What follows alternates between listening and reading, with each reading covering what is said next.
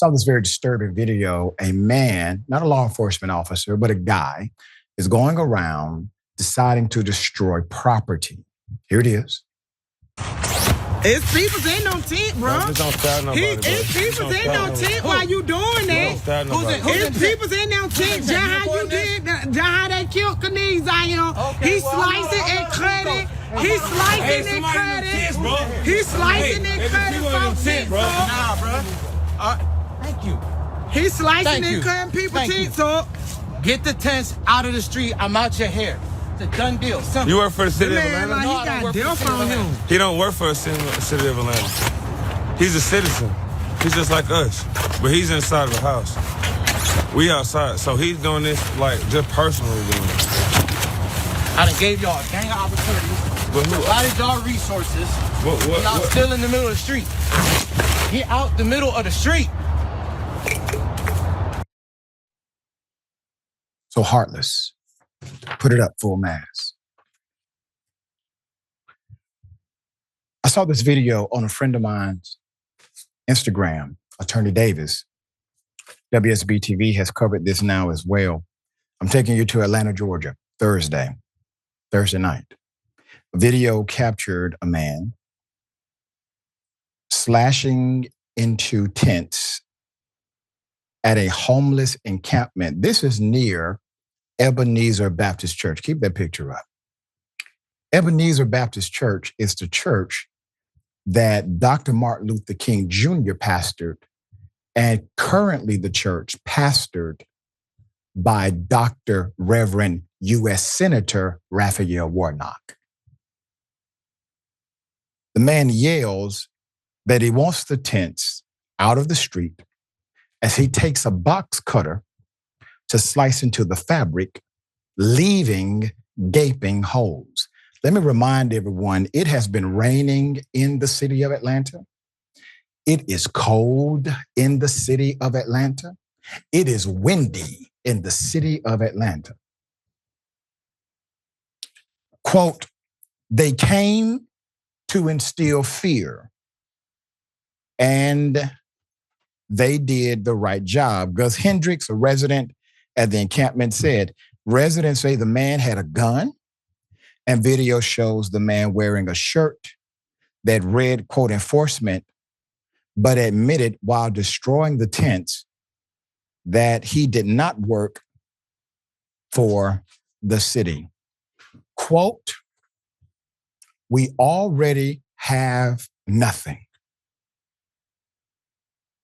Then you come in here and you tear it up. Gonzo Johnson, another resident, said. Police say they are aware of the video.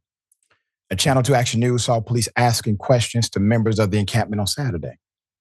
However, this is far from the first issue this year for residents there. In January, it was on that very street that Cornelius Taylor was killed by a city truck attempting to clear the encampment ahead of the MLK Day festivities. Quote, we were known as the city too busy to hate. Right now, we are looking like the city is too busy to love, Reverend Nolan English said. On Saturday, a mixture of clergy, attorneys, and advocates called for the man's immediate arrest and protection for those who sleep on Atlanta streets. Quote, these are citizens. These are Atlanta citizens that deserve protection. They deserve the right to live in peace, Attorney Davis said. And we've had Attorney Davis on this program highlighting some of the cases that he's resolving that we've covered on Indisputable.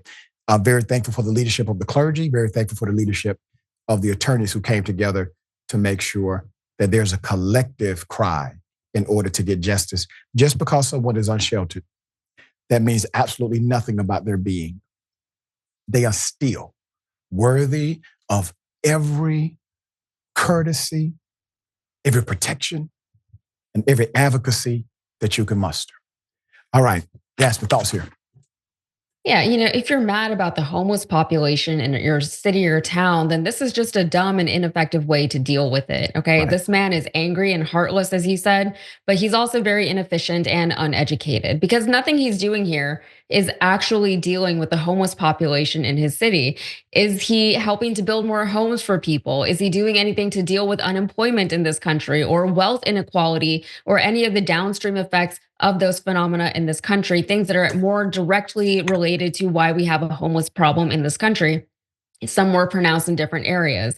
This is the band-aid solution that was selfishly implemented because that man is just trying to deal with his own negative emotions. I'm not trying to psychoanalyze him or anything like that, but he's angry about whatever he's angry about. He's obviously angry in that clip, and he's decided to ascribe blame for his anger or the source of his anger on these homeless people. And a lot of our political rhetoric these days it can be tied directly back to something like that, right? Here's the problem, here is how it's affecting you, we don't like it. Whose fault it is? Not the government's fault, it's their fault over there. Usually it's a punch down thing, right? You're punching down at people who have less money than you, people who are struggling more than you are, people who are homeless, things like that.